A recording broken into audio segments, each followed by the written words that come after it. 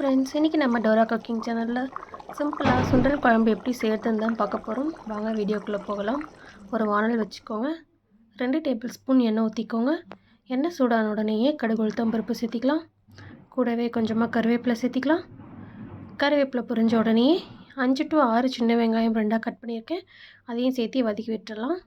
நான் முந்தின நாள் சுண்டல் நல்லா ஒரு 100 கிராம் ஊற வச்சு காலையில் நல்லா வேக வச்சுருக்கேன். ஒரு 8 to 10 விசில் விட்டு நல்லா வேக வச்சுருக்கேன். வெங்காயம் நல்லா வதங்கிருச்சு. ஒரு மீடியம் சைஸ் தக்காளி சேர்த்திக்கலாம்.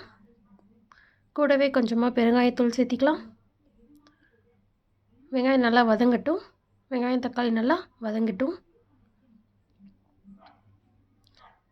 1/2 டீஸ்பூன் மஞ்சள்தூள் சேர்த்திக்கலாம். கூடவே குழம்பு மிளகாய்த்தூள் 2 டேபிள் ஸ்பூன் சேர்த்திக்கலாம்.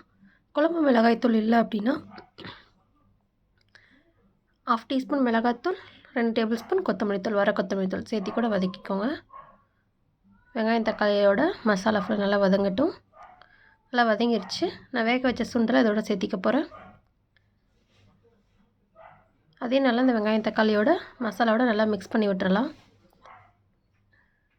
கொஞ்சம் வேகட்டும். நம்ம அதுக்குள்ளே 3 டேபிள் ஸ்பூன் தேங்காய் சேர்த்திருக்கேன், தேங்காய் துருவல்.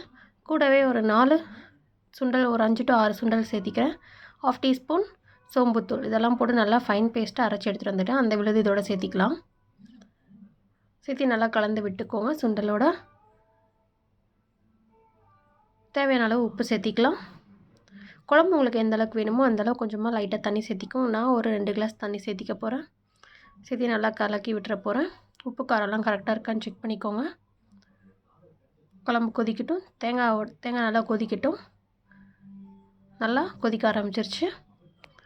நீங்களும் உங்கள் வீட்டில் இந்த சுண்டல் குழம்பு செஞ்சு பாருங்கள். செஞ்சு சாப்பிட்டு பார்த்துட்டு எப்படி இருக்குன்னு மறக்காமல் கமெண்ட் பாக்ஸில் கமெண்ட் பண்ணுங்கள். இந்த வீடியோ உங்களுக்கு பிடிச்சிருந்ததுன்னா லைக் பண்ணுங்கள், ஷேர் பண்ணுங்கள். புதுசாக என்னோடய வீடியோ பார்க்குறவங்களா இருந்தால் ரெட் கலரில் இருக்க சப்ஸ்கிரைப் பட்டனும் பக்கத்தில் இருக்க பெல் ஐக்கானையும் மறக்காமல் கிளிக் பண்ணிக்கோங்க. அப்போ தான் நான் ரெகுலராக போகிற என்னோடய சமையல் வீடியோஸ் உங்களுக்கு உடனுக்குடன் நோட்டிஃபிகேஷனில் வரும். தேங்க்யூ.